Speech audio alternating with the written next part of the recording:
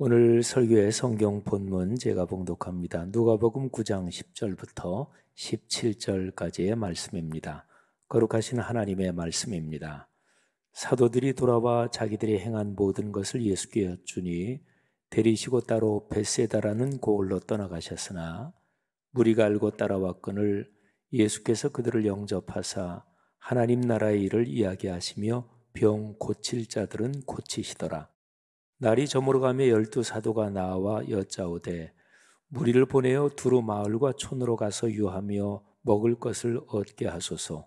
우리가 있는 여기는 빈들이니이다. 예수께서 이르시되 너희가 먹을 것을 주라 하시니 여짜오되 우리에게 떡 5개와 물고기 2마리밖에 없으니 이 모든 사람을 위하여 먹을 것을 사지 아니하고서는 할 수 없사옵나이다 하니 이는 남자가 한 5,000명 되밀어라. 제자들에게 이르시되 때를 지어 한 50명씩 앉히라 하시니 제자들이 이렇게 하여 다 앉힌 후 예수께서 떡 5개와 물고기 2마리를 가지사 하늘을 우러러 축사하시고 떼어 제자들에게 주어 무리에게 나누어 주게 하시니 먹고 다 배불렀더라. 그 남은 조각을 12바구니에 거두니라. 아멘.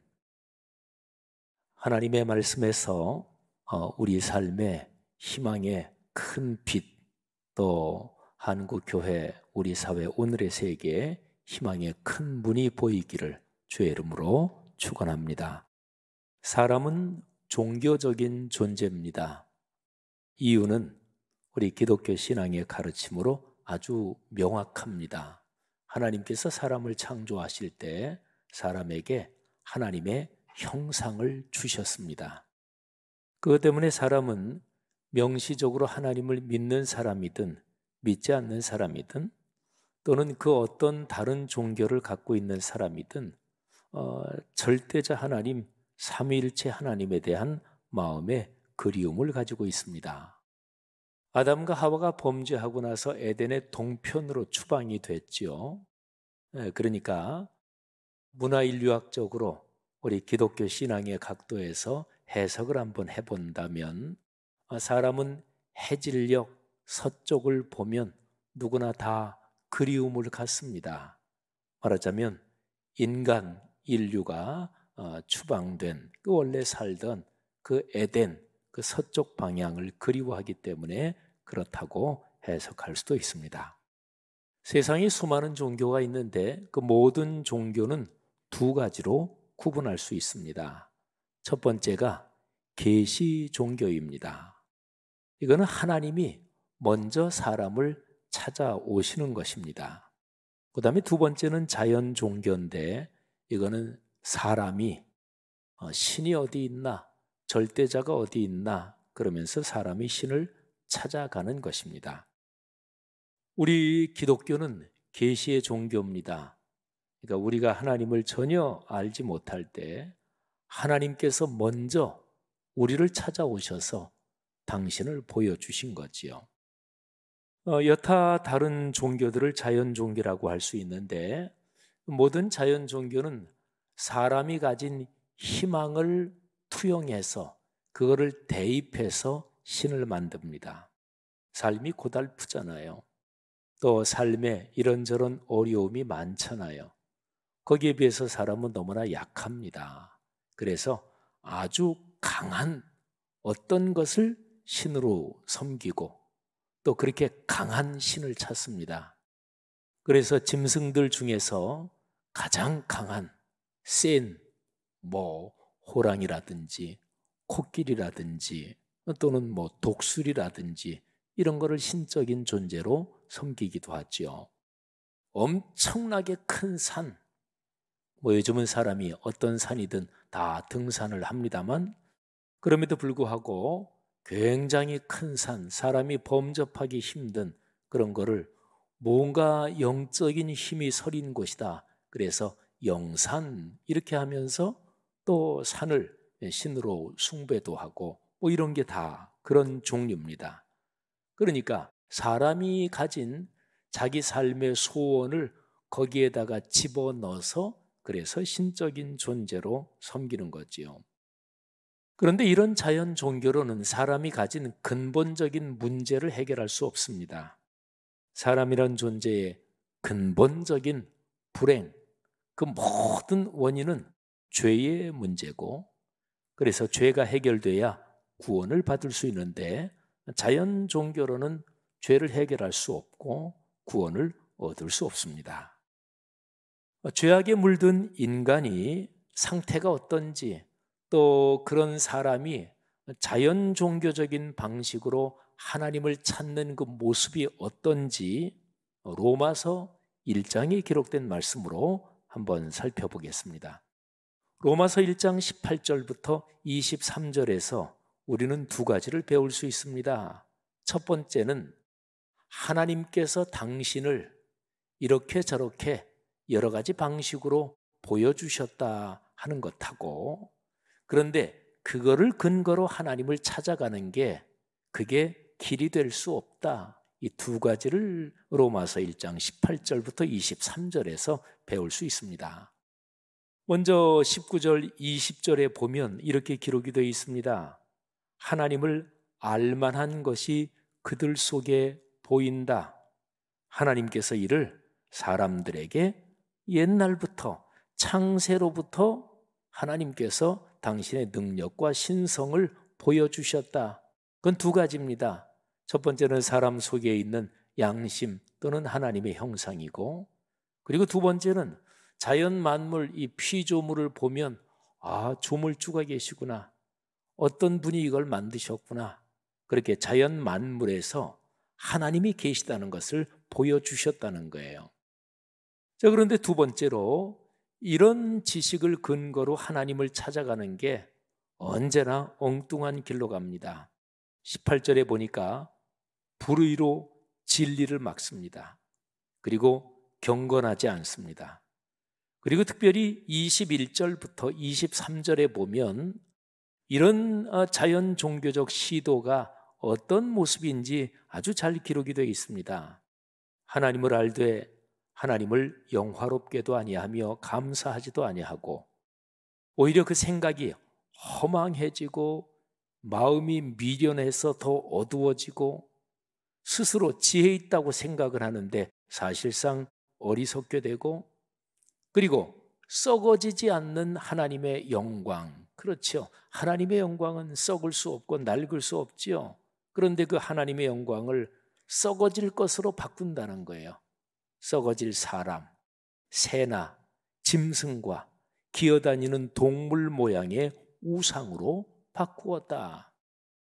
사람은 어떤 나라의 큰 권력자 황제를 신처럼 섬기기도 하고, 말씀드린 대로 독수리 또는 가장 강한 어떤 짐승을 신으로 섬기기도 하고, 또 동양이나 서양이나 뱀은 신령한 동물로 많이 생각을 했고, 그래서 뱀을 신처럼 섬기기도 합니다.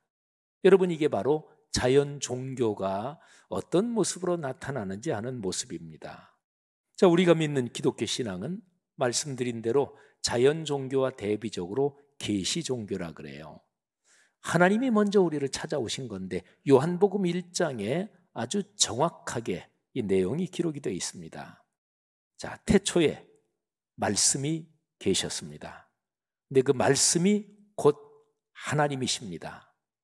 그리고 그 말씀 안에 생명이 있었고, 이 생명이 사람들, 이 죄로 어두워진 세상에 빛으로 비쳤습니다.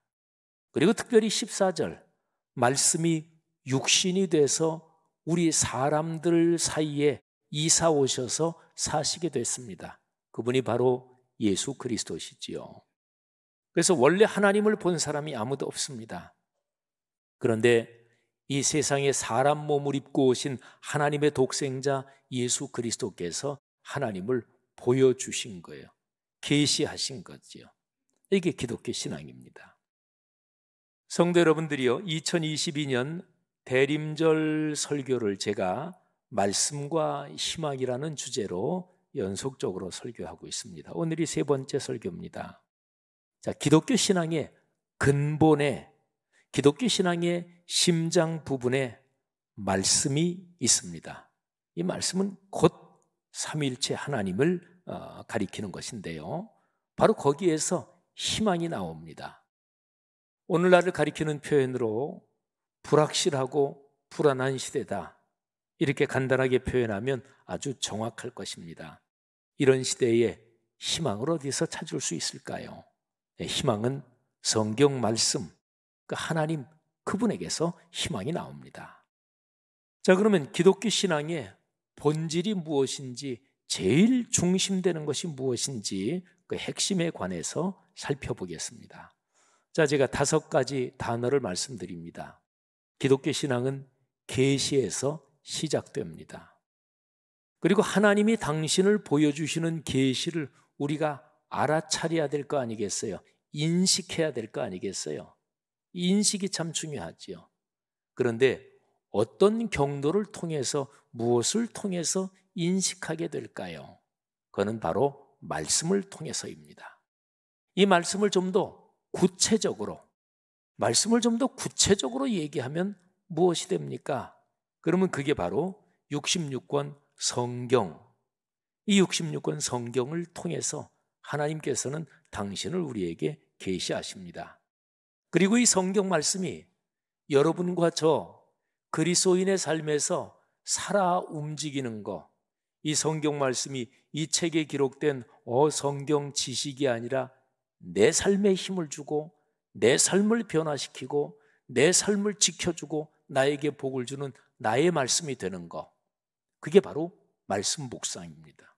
자, 제가 성경을 지금 이렇게 들고 있는데 제 팔 하나 길이만큼 이 성경책이 제 몸에서 떨어져 있지요, 지금.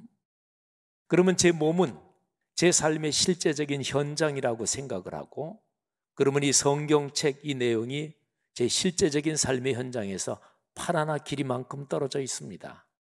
이 성경에 있는 내용이 과연 제 삶에 힘이 될까요?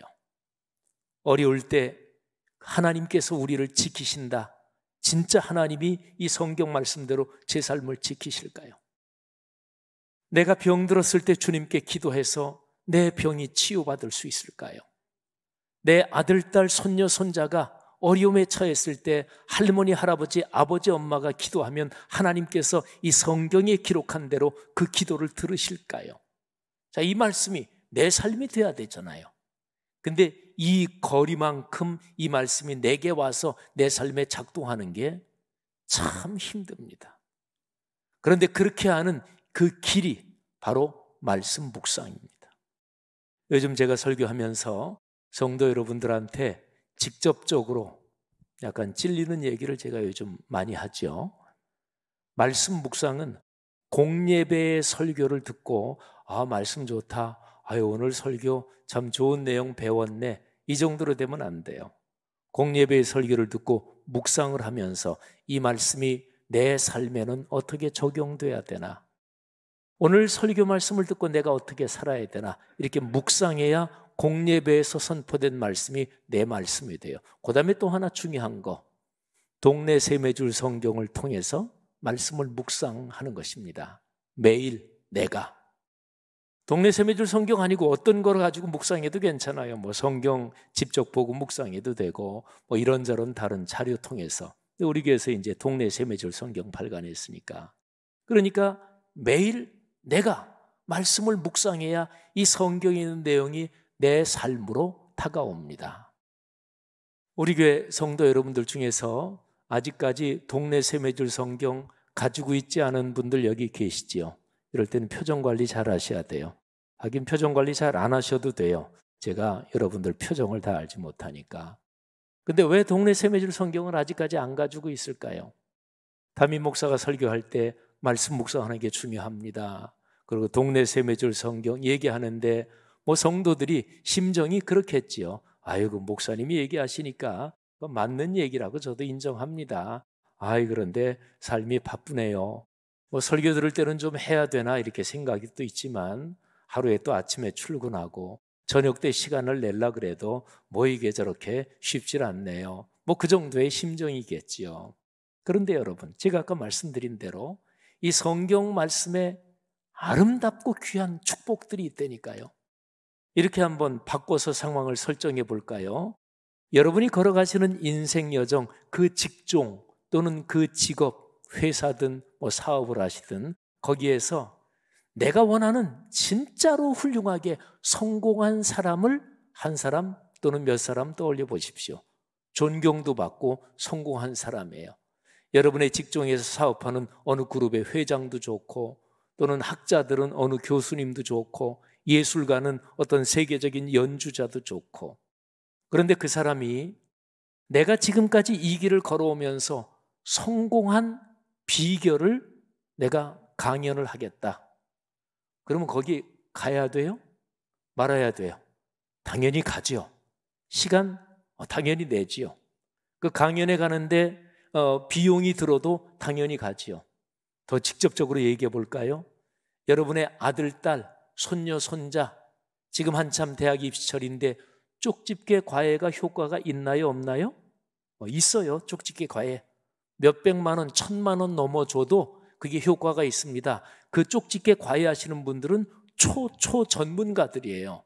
그러니까 그런 분들이 찍어주고 상담해주고 하면 실제로 뭐 입시에서 조금 점수차로 떨어지기도 하고 붙기도 하는데, 그런데 내 아들, 딸, 손녀, 손자 지금 입시에 연관된 문제다. 그런데 그런 중요한 어떤 한 타임의 강의 또는 과외가 있다. 그러면 돈 내고 가지요. 그잖아요. 자, 그러면 다시 왜 이 성경 말씀을 묵상하지 않는 것일까요? 왜 동네 세매줄 성경을 아직까지 가지고 있지 않은 것일까요? 네, 그거는 인식이 없어서 그래. 깨달음이 없어서 그래요. 우리는 다 알지요. 근데 아는 거하고 이게 어느 때 확 깨달아져서, 그래서 이건 해야 되는구나, 이게 깨달음이에요. 제가 한 3달 전부터 하루에 10km씩 걸어요. 고속 속보로. 그러니까 한 90분 만에 10km 걸으면 이게 시속 6.5km, 6.7km. 러닝머신에서 걸으시는 분들 시속 6. 몇 킬로 하면 속도 대강 아시죠? 근데 러닝머신보다 그 도로 걷는 게 더 힘들죠. 러닝머신은 계속 길이 와주니까. 근데 제가 한 3달 전에 어떤 깨달음이 들은 거예요. 그래, 이 인생길 걸으면서 남은 사역 여정 잘 하려면 건강 잘 챙겨야 되겠다. 그래서 하루 10km씩 걸어요. 거의 6일, 어떨 때는 7일 내내 다 걷습니다. 주일날 사역 끝나고 저녁 늦어도 8시, 9시에도 나가서 걷고. 왜 그럴까요? 깨달음이 있어서 그래요. 저는 담임 목사로서 간절히 원하고 있습니다.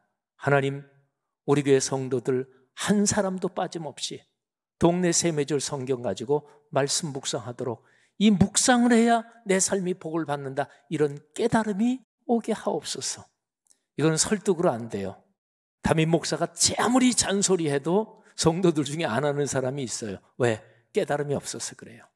사랑하시는 여러분, 공예배의 말씀을 듣고 여러분의 삶으로 이어지도록 묵상하는 축복이 있기를 바랍니다. 동네 세매줄 성경 가지고 말씀을 묵상하면서 여러분 자신과 아들, 딸, 손녀, 손자 가문 대대로 복을 받으시기를 주의 이름으로 축원합니다. 자, 오늘 본문 말씀을 살펴봅시다. 오병이어의 기적 사건이에요. 예수님께서 수많은 사람들을 가르치십니다. 그런데 날이 저물었습니다. 식사할 때가 지났어요. 예수님이 사람들을 가르치신 장소는 민가랑 좀 떨어진 이런 산기슭, 그리고 갈릴리 바다가 보이는 그런 지점이었을 것입니다. 제자들이 주님께 말씀드리는 거예요. 선생님, 주님, 날이 저물었습니다. 사람들을 좀 빨리 보내서 마을로 가서 먹을 것도 사 먹고, 또 이제 날이 저물었으니까 잠잘 곳도 찾게 해야 되겠습니다. 그랬더니 예수님이 뜬금없이, 그리고 진짜로 가능하지도 않은 얘기를 하십니다. 보낼 것 없고 너희가 먹을 걸 줘라. 근데 남자만 5,000명이 있었다고 그랬으니까 여자 어린아이 합치면 2만 명 정도가 있었습니다. 사실은 불가능하지요. 여러분, 그 오늘 성경 말씀에서 제가 가장 중요한 내용을 중심으로 한번 요약을 해보겠습니다. 먼저 예수님과 제자들의 대화 부분을 한번 보겠습니다. 자, 예수님께서 하시는 말씀이 이런 거예요. 너희가 먹을 것을 주라. 그러니까 성경에 나오는 내용 그대로 예수님이 하신 말씀이 이거예요. 너희가 먹을 것을 주라. 자, 제자들이 얘기합니다. 우리에게는 떡 5개, 물고기 2마리밖에 없습니다. 이 많은 사람들을 위해서 음식을 산다면 모를까? 불가능합니다. 근데 성경에 나온 표현 그대로 요약하면 우리에게 이것밖에 없으니 할 수 없사옵나이다. 여러분 잘 보세요. 인생에서 성공하는 사람은 마음의 태도가 어떨까요? 뭐 하다가 힘들고 어려우면 에이 이거는 할 수 없어. 쉽게 포기하는 사람, 그런 사람이 성공하나요? 절대로 아니겠죠. 그건 예수 믿거나 안 믿거나 상관없어요. 예수 믿어도 쉽게 포기하는 사람은 절대로 성공하지 못합니다. 하나님은 요술지팡이가 절대로 아닙니다. 그러니까 성공하는 사람은 예수 믿거나 안 믿거나 내가 어떤 의미 있는 일을 하는데 잘 안 돼. 그러면 어떻게 하면 될까? 방법이 있을 거야. 아니야, 어떻게 하든 이거를 돌파해야지. 할 수 있어. 이런 사람이 성공하잖아요. 그러니까 실패하는 사람의 심리 상태는 오늘 제자들하고 똑같은 거예요. 내게 있는 거를 적다고 생각하고 그리고 자신을 비하하고 자신의 능력을 낮춰보는 거예요. 우리에게 이것밖에 없으니 그래서 할 수 없다. 이런 거죠. 자, 이 상황 속에서 예수님께서 행동하시기 시작합니다. 자, 예수님의 행동과 그 결과를 한번 볼까요? 제가 성경에 있는 대로 그 표현을 그대로 예수님이 활동하시고 적극적으로 행동하시는 거기에 초점을 맞춰서 제가 요약을 해봤어요. 예수께서 가지사, 그러니까 떡 5개, 물고기 2마리. 제자들이 생각하기를 이것 가지고 누구 코에 붙이겠습니까? 뭐 이 정도 되는 예수께서 가지사 축사하시고 하나님께 감사 기도 드리시고 떼어 제자들에게 주어 제자들이 사람들에게 주게 하시니 먹고 다 배불렀더라. 여러분, 예수님의 행동이에요. 예수께서, 누가요? 다른 사람 말고 예수께서 가지사 축사하시고 떼어 주어 주게 하시니 그랬더니 결과가 먹고 다 배불렀더라. 그리고 그 외에 남은 조각이 12바구니였습니다. 여러분 한번 생각해 보세요. 제자들은 이것밖에 없어서 할 수 없습니다 그랬는데 그들에게 그것밖에 없었을까요? 아닙니다. 그들은 그들과 함께 있는, 그들이 갖고 있는 무지무지하게 보배로운, 무지무지하게 큰 능력을 놓치고 있었습니다. 예수님께서 그들과 함께 계시잖아요. 갈릴리 바다, 폭풍이 있는 갈릴리 바다를 건너는 그 성경에 그 내용이 나오지요. 그때 제자들은 죽을 것처럼 그냥 힘들었고 그리고 다 죽는다고 생각했습니다. 그런데 배 안에 예수 그리스도께서 계셨습니다. 여러분, 여러분이 가진 것, 이게 마음이 자꾸만 좁아지면 이것밖에 없다 이렇게 생각하게 돼요. 근데 가만히 생각하면 가진 게 있습니다. 아직까지 가진 게 있습니다. 저 유명한 이순신 장군이 신에게는 아직 12척이 있습니다. 12척 밖에 없습니다.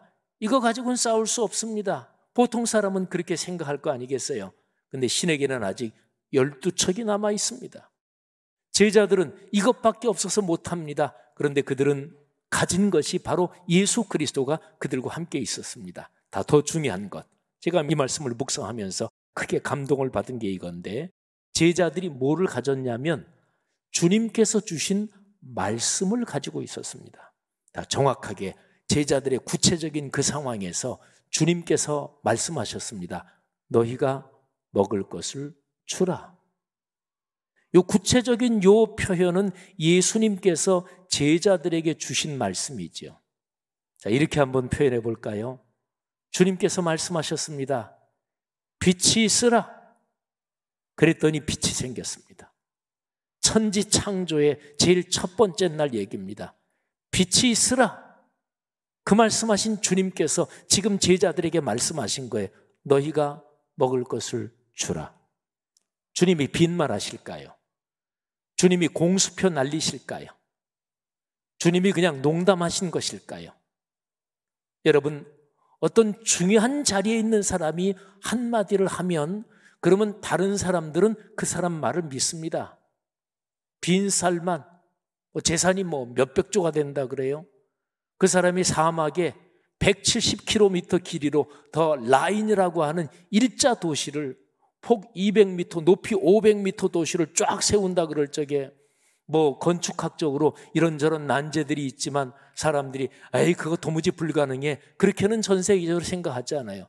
빈살만이 한 얘기니까. 주님께서 말씀하신 거예요. 너희가 먹을 것을 주라.